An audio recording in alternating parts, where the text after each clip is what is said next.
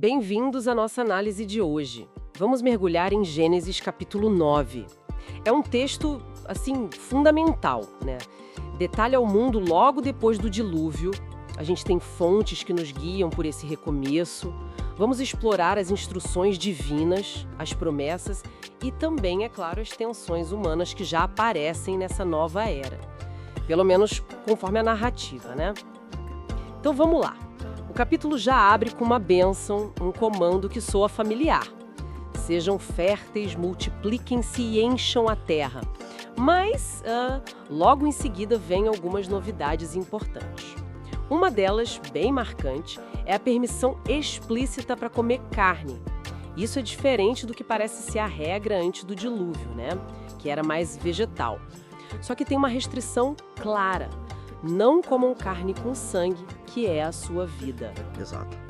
E o fascinante aqui é justamente essa conexão direta, sabe? Entre o sangue e a vida. Essa proibição, ela não é só sobre dieta, não. Ela meio que redefine a relação do homem com a criação depois do dilúvio. Coloca um limite claro, né? No domínio que foi dado. E reforça o valor da vida em si, que pertence a Deus, segundo o texto. Isso vai ecoar bastante em outras partes da Bíblia, com certeza. E olha só, logo na sequência, já conecta com a santidade da vida humana. Quem derramar sangue humano vai ter que prestar contas. Por quê? Porque o ser humano foi feito à imagem de Deus. Isso aí já estabelece um princípio moral, quase legal, muito forte, logo de cara. E seguindo essa linha de princípios, de fundamentos, a gente chega na grande promessa, a aliança. Essa palavra é chave na Bíblia, né? Significa um pacto solene, quase um tratado. Exatamente. E é uma aliança de alcance universal. Isso é importante. Deus se compromete não só com Noé e a família, mas com todo ser vivo. Promete nunca mais destruir toda a vida na Terra com outro dilúvio. E para selar esse pacto tem um sinal visível, o arco-íris. Conforme o texto, né, cada vez que ele aparece nas nuvens, serve como um lembrete eterno dessa promessa entre Deus e toda a criação. Mas essa ordem nova que a aliança divina estabelece logo de cara já esbarra na complexidade humana, né? A narrativa dá uma virada no tom, foca nos filhos de Noé, Sem, Cã e Jafé, e num incidente bem específico envolvendo o próprio Noé. Sim. O Noé, que foi a figura central da salvação no dilúvio, é mostrado num momento de vulnerabilidade, né? Ele planta uma vinha, faz vinho, aí ele se embriaga e fica nu dentro da tenda dele. Cã, que o texto faz questão de dizer que é o pai de Canaã, vê a nudez do pai e vai contar para os irmãos que estavam do lado de fora. Sem e Jafé, por outro lado, agem diferente.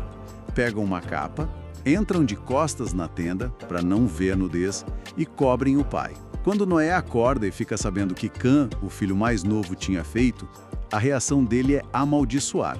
Mas não diretamente Cã, e sim filho dele, Canaã. Prevê um futuro de servidão para Canaã em relação aos irmãos. Já Sem e Jafé, eles recebem bênçãos. Interessante como a consequência não cai direto em Cã, mas no filho dele, Canaã. Pois é, e esse fato da maldição cair sobre Canaã e não sobre Cã, isso intriga muitos estudiosos, sabe? Muitas vezes essa passagem é lida como uma forma de justificar lá na frente, dentro da própria narrativa bíblica, as relações de poder, de servidão entre os cananeus e os israelitas, que seriam descendentes de Sem. Mostra como essas histórias de família ganham ecos, implicações bem mais amplas, né? Então, Gênesis 9 nos deixa com um retrato bem multifacetado desse mundo pós-dilúvio.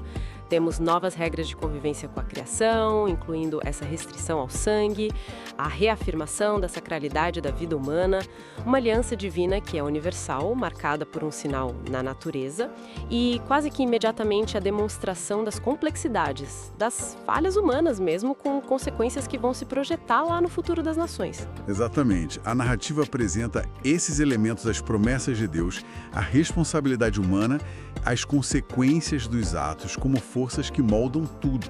Fica a reflexão, né?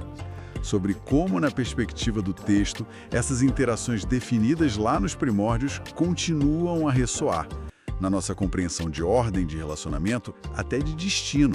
Fica uma questão para a gente pensar. Como que a memória de uma catástrofe, como o dilúvio, e uma promessa divina tão forte moldam as ações e a identidade de uma comunidade que está recomeçando do zero, praticamente.